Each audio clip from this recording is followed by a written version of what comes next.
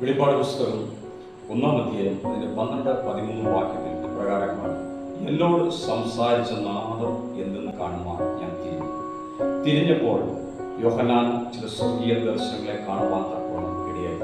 യോഹന്നാൻ പത്മോസിന്റെ ഏകാന്തതയിലാണ് കിടക്കുന്നതെങ്കിലും അവന്റെ ചുറ്റുമുള്ള യാതൊരു കാഴ്ചകളും അവന്റെ കണ്ണിനെ അവൻ കാണുവാൻ തക്കവണ്ണം അനുവദിക്കാതെ, അത് നോക്കുവാൻ തക്കവണ്ണം അനുവദിക്കാതെ, ഒരു സ്വർഗീയ ദർശനത്തിന് വേണ്ടി അവൻ ആത്മവിഭജനയിലേക്ക് വന്നപ്പോൾ സ്വർഗീയ കാഴ്ചകൾ കാണുവാൻ തക്കവണ്ണം ഇടയായി തീർന്നു.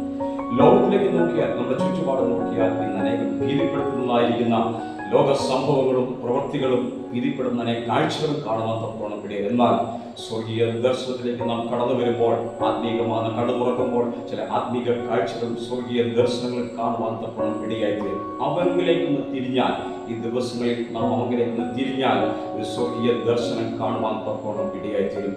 നാം ശബ്ദം കേൾക്കുമ്പോൾ അവങ്കിലേക്ക് തിരിയേണ്ടത് നമുക്ക് ആവശ്യമാണ്. ഈ ലോകത്തിന്റെ നോട്ടം മാറ്റിയിട്ട്, ഈ ലോകത്തിന്റെ പാതകളിലൊക്കെ നടപ്പ് മാറ്റിയിട്ട് നമ്മൾ തിരിഞ്ഞു നടക്കുമ്പോൾ, തിരിഞ്ഞ് ദൈവത്തിലേക്ക് കടന്നു വരുമ്പോൾ, പാപത്തിന്റെ യന്ത്രകാല മലിനമാകുന്ന ലോകത്തിൽ നിന്ന് വിട്ടുമാറി തിരിഞ്ഞ് ദൈവത്തിലേക്ക് കടന്നു വരുമ്പോൾ, അവനിലേക്ക് തിരിഞ്ഞു വരുമ്പോൾ, ഈ ദിവസങ്ങളിൽ സ്വർഗീയ ദർശനങ്ങളെ കാണുവാൻ തക്കവണ്ണം ഇടയായിത്തീരും. ലോകത്തിലെ ഭീതിപ്പെടുത്തുന്ന കാഴ്ചകൾക്കപ്പുറം, ലോകത്തിലെ ഭീതിപ്പെടുത്തുന്നതായിരിക്കുന്ന ഓരോ സംഭവങ്ങൾക്കപ്പുറം നമുക്ക് സ്വർഗീയ ദർശനങ്ങളെ കണ്ടുകൊണ്ട് ഈ ദിവസങ്ങളിൽ ഉണരുവാനും ഒരുങ്ങുവാനും അവന്റെ പ്രത്യക്ഷത്തിലേക്ക്, ക്രിസ്തുവിന്റെ വരവിലേക്ക് നമ്മൾ എടുക്കപ്പെടാൻ വേണ്ടി അതിന് മുന്നോടിയായിട്ട് തീരുവാനും ദൈവം നമ്മളെ സഹായിക്കും. ആ കാഴ്ചയ്ക്ക് വേണ്ടി നമ്മുടെ കണ്ണു തുറക്കുവാൻ തക്കണം ഇടയായി തീരുകയും ചെയ്യട്ടെ.